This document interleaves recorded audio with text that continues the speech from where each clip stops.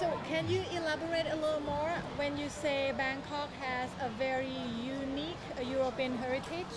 Yes, of course. Let's look back at the history in the 19th century.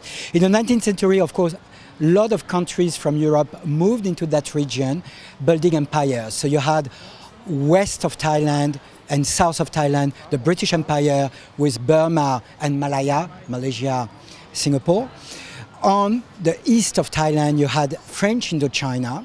And of course, and a little bit further away from Thailand, you had the Dutch with Indonesia. And of course, these countries coming into that place started to implement their own architecture. If you want, European architecture in Hanoi, Rangoon or Bandung, which used to be the capital for the Dutch Indonesia, or Batavia for Jakarta, used to be imposed by Europeans. Europeans had to show they were the masters, they were the power, so they had to reflect it into the architecture, so they imposed a style, which was French style in Indochina, British style in Malaya, Burma, or Dutch style in Indonesia.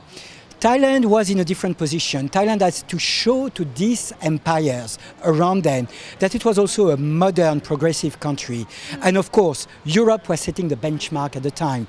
So the kings were very keen to modernize Thailand by asking Europeans to move into Thailand. So it was a deliberate choice from the Kings of Siam. So that's a big difference with other countries in the region.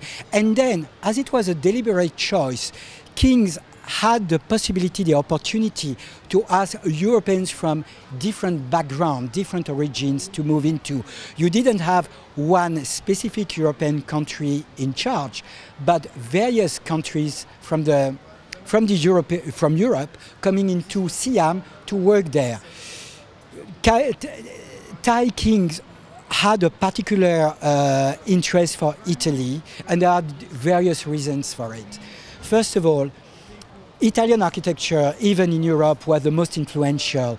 All the buildings built in Germany, France, or the UK are in fact influenced by Italian classical architecture. So we reproduced it in our own architecture. So Italy was very much a benchmark of architecture. Second thing, Italy was not a colonial power. So it was easier to ask a neutral European power to come into Thailand. So it's also strategic. That was also strategic. That's why also German came here. There is a couple of German buildings, Sandrichi and, what is the other one? Oh, I just forget right now, but there is another one, I'm sorry. We built also some buildings here, and they were German because, well, the German had no Kaldering. Yeah, Kaldering now. He was also coming here and he built a couple of buildings because they were not influenced by this colonial idea. Can we say the Bangkok Ayutthaya is the only area in the region that have so much diverse European heritage? Absolutely. You're totally right. This is the country and the city with the largest European diverse styles. You've got everything here. This cathedral, for example, is a typical neo-Romanic French building, but you've got across the street a few meters away, you've got a neo-Renaissance style built by an Italian, like also the Oriental Hotel. Then you've got this neo-Gothic church. You've got Venetian Gothic like the government's house, or Ban Norasing, or Ban Pizzanulog, which are typical Venetian neo-Gothic.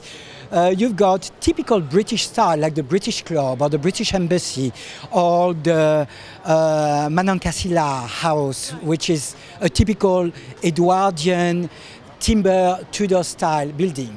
What is the chance that we might see some kind of book from you about this particular subject? Oh, well, that would be a dream, but I'm pretty sure that will come at some point.